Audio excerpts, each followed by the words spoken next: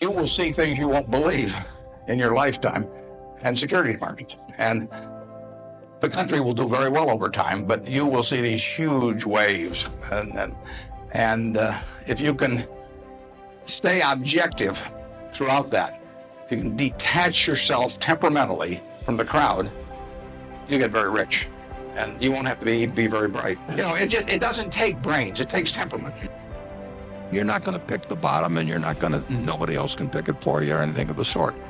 You've got to be prepared to, when you buy a stock, to have it go down 50% or more and be comfortable with it as long as you're comfortable with holding it. Tom Watson Sr., who started IBM, said in his book, he said, "I'm no genius," he said, "but I'm smart in spots, and I stay around those spots." And, you know, that is the key. So if I understand a few things and I stick in that arena, I'll do okay. And if I don't understand something, but I get all excited about it because my neighbors are talking about it, stocks are going up and everything, I start fooling around someplace else, eventually I'll get creamed, and I should. Pension funds in 1970 put 100 and some percent of their new money in stock because they were wild about stocks. Then they got a lot cheaper, and they put a record low in, 9% of their net new money in 1978 when stocks were way cheaper. People behave very peculiarly in terms of the reactions because they're human beings, and they get excited when others get excited, they get greedy when others get greedy, they get fearful when others get fearful, and they'll continue to do so. Nothing is forced upon you. So there are no called strikes in the business. The pitcher just stands there and throws balls at you. And if you're playing real baseball and it's between the knees and the shoulders, you either swing or you get a strike call on you. If you get too many called on you, you're out. In the securities business, you sit there and they throw U.S. Steel at 25 and they throw General Motors at 68. And you don't have to swing at any of them. They may be wonderful pitches to swing at, but if you don't know enough, you don't have to swing. And you can sit there and watch thousands of pitches, and finally you get one right there where you want it, something that you understand, and then you swing. And so you might not swing for 6 months. You might not swing for 2 years. Isn't that boring? It would bore most people, and certainly boredom is a problem with most professional money managers. Warren, your approach seems so simple. Why doesn't everybody do it? Well, I think partly because it is so simple. You should not count on somebody else telling you you should do something you understand yourself.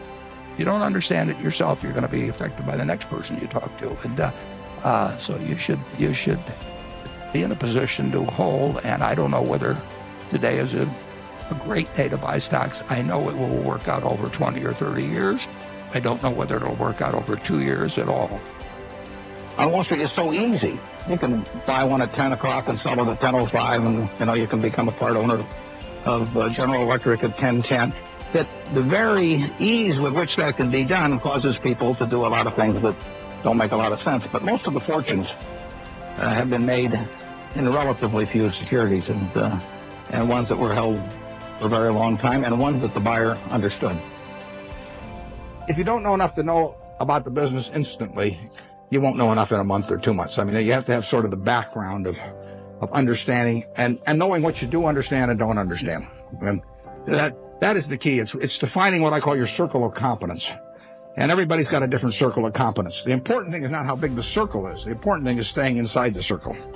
And if that circle has only got 30 companies in it out of thousands on the big board, as long as you know which 30 they are, you're okay. And you should know those businesses well enough so that you don't need to do lots of work. Now, I did a lot of work in the earlier years, just in getting familiar with businesses. And the way I would do that is I would go out, the current price and all of that. But we have never either bought a business or not bought a business because of any macro feeling of any kind. We don't read things about predictions about interest rates or business or anything like that because it doesn't make any difference. We don't read or listen to or do anything in relation to macro factors at all, zero. And the typical investment counseling organization goes out and they bring out their economists, they trot them out, and he gives you this big macro picture, and then they start working from there on down. In our view, that's nonsense. If you think you're going to be a lot happier if you've got 2x instead of x, you're probably making a mistake. I mean, you ought to find something you like that works with that, and you'll get in trouble if you think that making 10x or 20x is the answer to everything in life, because then you will do things like borrow money when you shouldn't, or or maybe cut corners on things that your employer wants you to cut corners on. Or it just doesn't make any sense. You won't like it when you look back on it. When you get out here, take a job you love. Don't take a job that you think is going to look good on your resume. Take a job you love. You may change it later on. I always really worked in a job that I love doing, and you should really take a job that if you were independently wealthy you would take. That's the job to take, because that's the one that you're going to have great fun in. You'll learn something. You'll be excited about it, and you can't miss. You may go do something else later on, but you'll get way more out of it. And I don't care what the starting salary is or anything of the sort. If you look around you at the people you admire, they have certain qualities. I mean, you've got friends. Why do you like them? Generally, generally they have an upbeat attitude on life. Generally, they're generous people. They're humorous people. They're people that do more than their share. They're people that are thinking about something nice they can do for you. And all of those qualities attract you. And none of those are innate at birth. I mean, you can acquire those. And then there's other people that turn you off, and they have habits. They take credit for things they didn't do. They don't show up on time, whatever it may be. They're a little dishonest about things. And if you're looking at your life at a young age like you are, and you can choose what kind of a person you can be, why not be the person you admire rather than the person you can't stand? It's so simple. So just write down the qualities you like. Take your 5 best friends. Why do you like them? And just write down those qualities. And you will find there's no quality there that you can't have yourself. And similarly with the 5 people you can't stand to be around, put those things down that turn you off about those people. And if they turn you off about them, why should you possess them?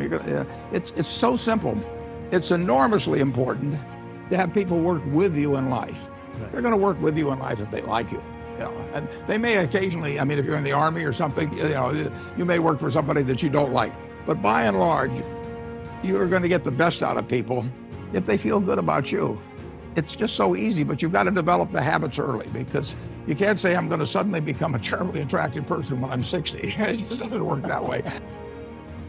The humans, 500 years from now, people will panic periodically. I mean, fear is incredibly contagious. I mean, when people got worried about their money market funds in September of 2008, you had 30 million Americans with $3.5 trillion, half of all the amount of bank deposits in money market funds.